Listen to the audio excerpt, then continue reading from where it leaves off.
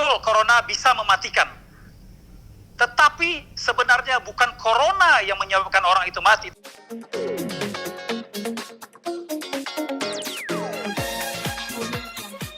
Bahwa dalam kondisi pandemi COVID-19 saat ini yang cukup memprihatinkan kita, bukan hanya di kalangan profesional, di kalangan pengusaha, ya, para instansi pemerintah, kedokteran dan lain-lain, semuanya terdampak dalam menghadapi pandemi ini, termasuk para ustadz saya rasa. Tetapi kita tidak bisa untuk menyerah begitu saja. Tentu kita punya kiat-kiat untuk memasuki suasana baru ini, suasana yang tidak biasa tetapi mesti dilalui, gitu. Jadi semua orang sekarang menggunakan cara virtual untuk berkomunikasi, untuk meeting. Dan kalau para ustaz, ya, kebetulan saya di jaringan alumni Timur Tengah Indonesia, ada ribuan ustaz di dalam organisasi kami. Kebetulan saya diamanahkan di situ. Itu semua dalam meeting sebagian besarnya sudah menggunakan virtual, ya, karena dakwah mesti tetap dijalankan, karena dalam menghadapi pandemi ini selain faktor kesehatan, faktor ekonomi, ada yang lebih penting daripada itu adalah menguatkan faktor iman dan rohani kita. Jadi bukan hanya imun kesehatan kita, tetapi iman itu perlu dikuatkan. Dari iman yang kuat maka kita akan menjadi orang-orang yang sabar dalam menghadapi cobaan dan ujian Allah ini. Begitu. Pak Ustadz, tapi ada kendala nggak sih Pak Ustadz? Maksudnya tidak semua orang kan melek teknologi ya Pak Ustadz. Ya. Lalu tidak semua orang juga bisa meluangkan waktu misalnya untuk mendengarkan dakwah-dakwah ceramah-ceramah seperti itu. Nah, itu dari Ustadz sendiri seperti apa itu? Kalau ada kendala-kendala seperti itu yang dirasakan Ustadz seperti apa? Ya, pasti kendala pasti ada, ya. Dimanapun itu terjadi kendala, tetapi sudah hampir jamak rasanya semua orang termasuk para ustadz, ya, itu memegang alat teknologi, baik itu laptop atau handphone, ya kan, dan semuanya bisa menggunakan internet, ya. Paling kendalanya adalah soal waktu, ya. Kadang-kadang ada orang yang punya waktu yang tertentu, tetapi ada hikmah yang luar biasa. Kalau biasanya satu gedung, satu masjid atau satu tempat itu hanya bisa diisi oleh 100 orang, 200 orang, tetapi dengan cara teknologi ini malah lebih luas lagi, ya kan? Benar. Lebih luas lagi yang bisa mengikutinya. Gitu.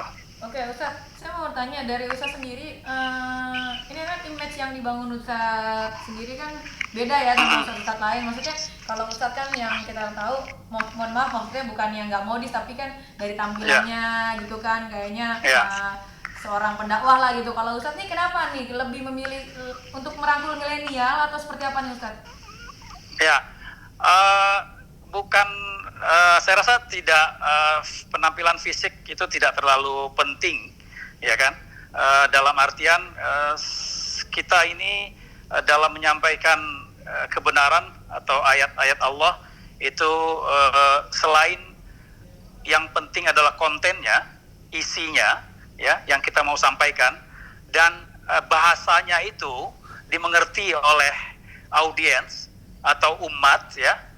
Selain daripada itu adalah gunakanlah cara atau kaidah yang mudah diterima, ya. Misalnya kita kalau masuk ke tempat pertanian misalnya, mungkin kita tidak salah juga untuk berpakaian ala pertanian, ya, ala petani. kita masuk dengan anak muda. Tidak ada salahnya para ustaz juga berolahraga dengan ala anak muda. Kan nggak mungkin juga kalau olahraga ya Bang Sandi dan saya misalnya sepedaan pakai gamis, ya kan? Nah begitu juga dengan olahraga-olahraga lain. Kebetulan saya menyukai olahraga golf, yang sejak lama. Jadi ya saya memakai pakaian yang sederhana saja, yang simple, yang mudah-mudahan tidak mengurangi arti dan hikmah yang bisa didapat oleh saya terutama. Karena bagi saya di dalam berdakwah itu adalah sebenarnya bukan untuk mengajar orang, tidak, tetapi untuk mengajar diri sendiri terlebih dahulu, hanya untuk berbagi. Kalau saya berdakwah itu adalah berbagi. Berbagi apa? Berbagi tentang pengetahuan, ilmu yang datangnya dari Allah, bukan dari kita. Kita bukan siapa-siapa tanpa ilmu dari Allah. Kita bodoh tanpa ilmu dari Allah. Kita lemah tanpa kekuatan dari Allah. Kita sakit tanpa kesehatan dari Allah. Kita sesat tanpa petunjuk dari Allah. Dan kita bukan siapa-siapa tanpa izin dan kehendak Allah. Gitu. Ustaz, saya lihat Ustaz juga aktif nih di Instagram, suka share kayak semacam ilmu-ilmu di situ. Kenapa Ustaz sekarang sasarannya di sosmed, apa lebih supaya orang-orang bisa lebih gampang mengakses, terutama dari Instagram Ustaz sendiri, Ustaz? Iya, betul. Sosmed menurut saya, ya apapun bentuknya, ya berbagai macam ya sosmed. Mungkin kita tidak perlu sebutkan satu persatu, ya adalah media untuk berbuat sesuatu, untuk berkegiatan. Nah, media itu bisa menjadi media yang baik, ya, bisa sebaliknya, bisa menyampaikan yang baik, bisa sebaliknya, bisa mengajarkan sesuatu yang bermanfaat bagi masyarakat, bisa sebaliknya merusak dan memberikan kemudaratan kepada penggunanya atau yang melihatnya. Nah, kalau pendapat saya, media adalah suatu cara yang patut dan mesti diambil untuk para ustaz, para pendakwah, para mubaligh dalam menyampaikan dakwahnya, agar dakwah dan juga pesan nasihat-nasihat kebenaran itu cepat sampainya ke seluruh pelosok dunia bahkan, gitu. Oke Pak Ustadz, yang tadi saya bilang sini ada titipan nih Pak Ustadz, sedikit dong supportnya untuk keluarga Pak Hanofial nih yang sedang dirundung masalah. Seperti apa sih Ustadz sebagai keluarga, supportnya aja Pak Ustadz? Ya, supportnya aja. Ya, tentu kami, saya sebagai adik Bang Halilintar yang sangat menyayangi abang saya, walaupun sudah lama sekali saya tidak bertemu beliau. Saya dan keluarga semua tentu mengharapkan kebaikan dan juga keselamatan untuk abang kami dimanapun berada, ya, dan keluarganya tentunya, termasuk ponakan kami Atta Halilintar. Semoga dalam keadaan yang baik, sehat, dan diberi oleh Allah jalan dan kekuatan di dalam menghadapi apa saja cobaan dan ujian dalam hidup ini. Dan tentunya semoga dapat memetik hikmah yang baik dari apapun yang kita hadapi. Karena tidak semua ujian Allah itu hasilnya adalah negatif. Tentu ada hikmah yang patut diambil, ya. Karena kita bukan siapa-siapa, kita manusia biasa yang ada salah dan khilafnya. Ketika Allah uji kita, siapapun, maka kita akan terlecut hati kita untuk minimal mengingat Allah dan mengingat apa yang sudah pernah kita lakukan, gitu.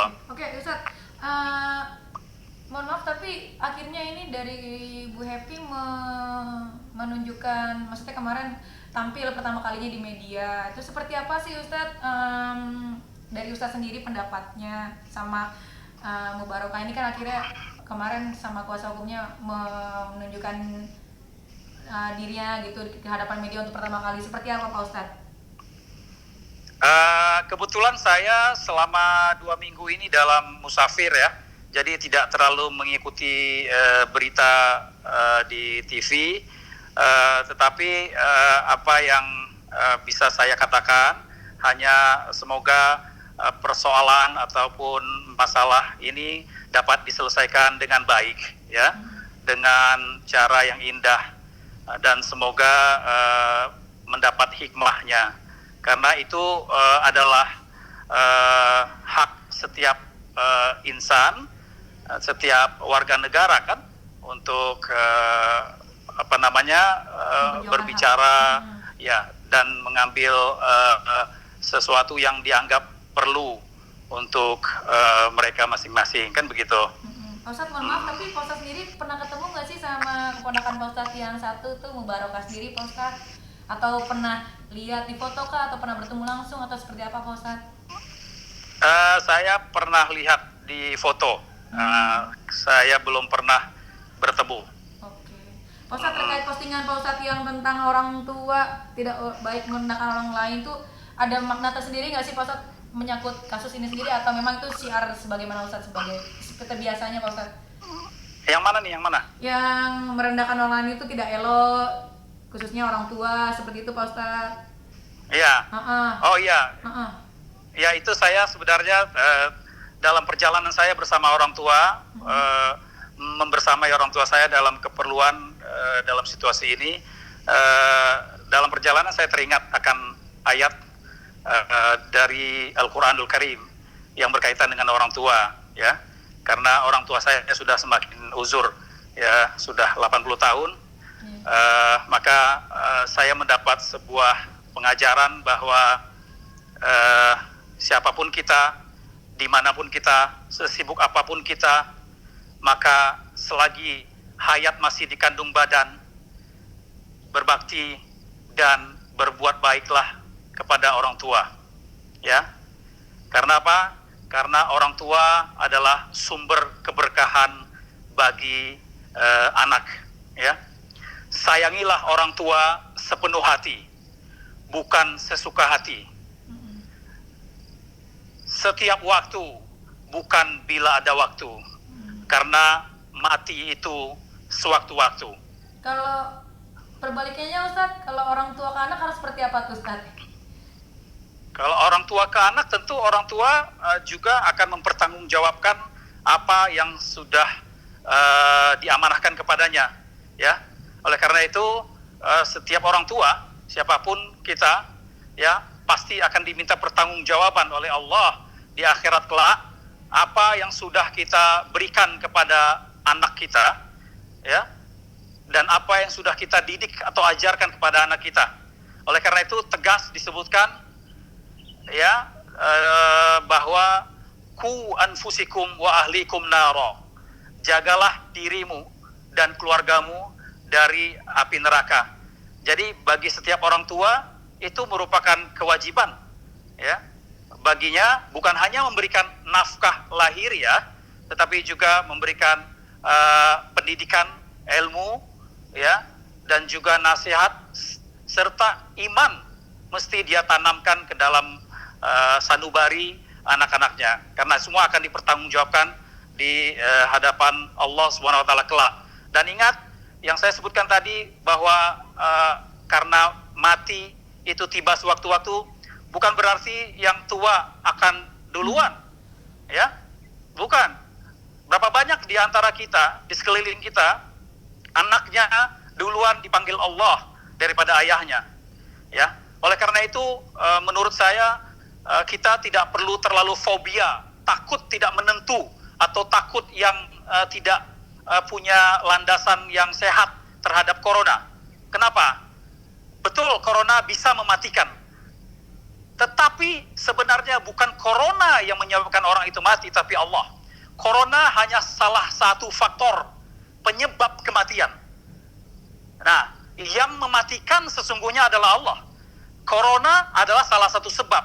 Ada sebab-sebab lain dalam penyakit. Ada kanker, ada jantung, ya, ada paru-paru, ginjal, dan sebagainya. Dan itu hanya sebagian kecil dari kesehatan. Ada orang yang tidak sehat atau ada orang yang tidak sakit, ya, dia mati juga. Ya, dia dipanggil Allah juga. Sedang diam-diam, sedang olahraga, sedang asik-asik, ya, pun saatnya datang dipanggil Allah, maka dia pergi juga. Ya, Sedang begitu sholat juga ada ya Ustaz ya.